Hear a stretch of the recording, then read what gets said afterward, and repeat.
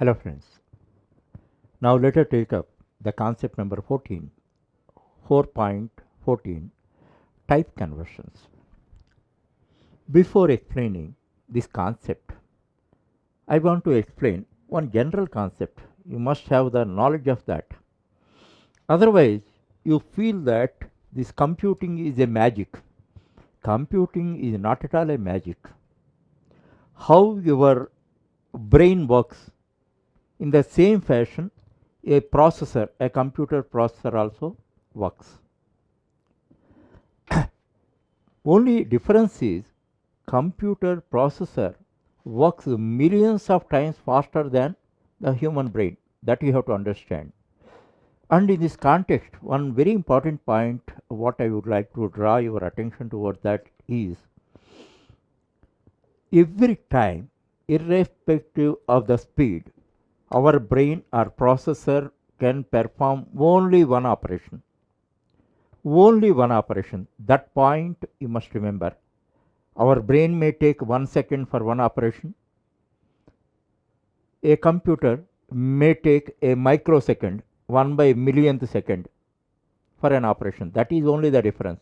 But regardless of the number of operations you write and all that, every time it performs only one operation. Suppose, see this expression. This is the expression. In this, how many operations are there? 1, 2, 3, 4, 5. 5 operations are there. So, either computer or our brain performs 1 by 1 operation, and now you see A into B. The result is R1. It is performed. Thereafter, R1 by C is performed. The result is R2. Thereafter, R2 modulus A, then the result is R3. Thereafter, R3 plus B, then the result is R4. R4 minus C, then the final result is R5. This knowledge one should have. Otherwise, you feel computing is some magic. As long as anything you feel as a magic, you never achieve perfect command over that. Of course, this concept, there is no specific place for me to explain. That's why in this context I am explaining to you. It is relevant in this place and many other concepts also. Okay, now type conversions. What is need of type conversions we must understand. Actually, the compiler, C compiler, is developed originally to work on same data types. Same data types means it can act upon either int versus int, float versus float, char versus char, long versus long, float versus float, double versus double. So, originally compiler is designed for acting upon similar same data types. But in our programs, we are performing mixed arithmetics. Mixed arithmetics means int versus float, int versus char, float versus double, int versus long. Like that, mixed arithmetics also we are performing. How it is possible? If compiler is not able to do that, who is doing that? That may be the doubt. Actually, originally compiler cannot do that. But certain rules and are designed for that, and those were incorporated in the compiler design. Consequently, compiler is able to perform arithmetics on a mixed type of operands also. That means int versus float, float versus double, long versus double, like that it is doing. Actually, here one secret you have to understand. The secret is compiler does not change its nature. How it behaves in the same fashion. Before the operands are provided to the compiler, some automatic changes are happening. Because of that, compiler is able to do that. And now, before explaining the detailed rules, I will give you a simple example. By that, you can grasp this concept very well. Actually, compiler can originally act upon int versus int or float versus float. But in our program, we are writing int versus float. Here versus means any type of operation you take, it may be plus, minus, into, division, modulus or anything. So now you are writing int versus float, but compiler cannot do that because it was not designed for that. Then certain rules are incorporated. What are the rules?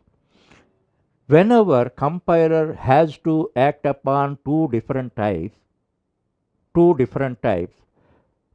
the inferior one is first promoted as a superior one. There are two. Suppose int versus float.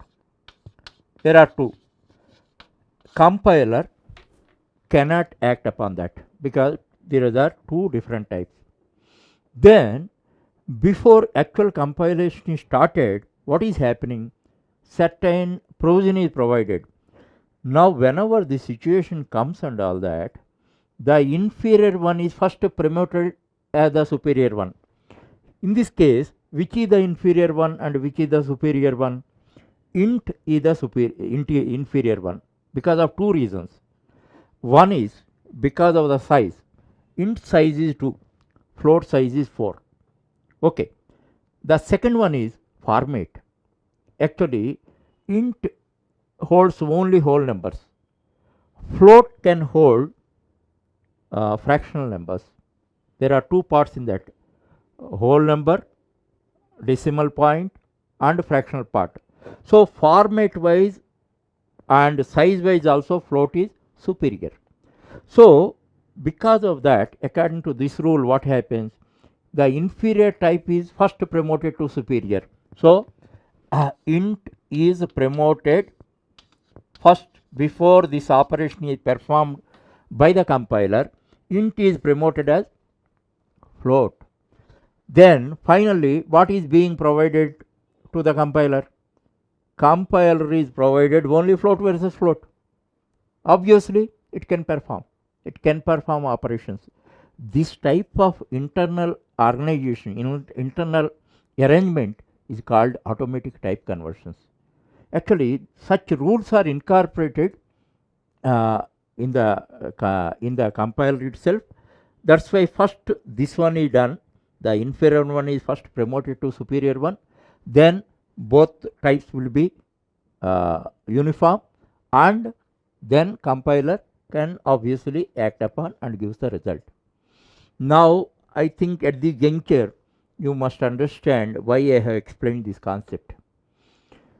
You may write 100 terms in an expression. That is not the point.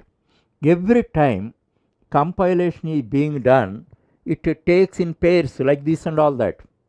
It takes in pairs, and then on each pair operation is being done. Thereafter that result and the next one. Every time in this manner it is done. So whenever it takes two operands and all that, it considers this type. Both are same, then there is no problem for the compiler. Both are different and all that. Inferior one is first promoted as superior one. Obviously, consequently, both become same type, and compiler can originally act upon that and gives the result. Float versus float, obviously it gives float result. This is the basic thing, basic principle you understand. Actually, there may be many rules. Then whenever you see all the rules and all that, you are greatly confused. Once there is a confusion and all that, you cannot master over the concept. That's why what they did, you understand, what they did is a simple principle.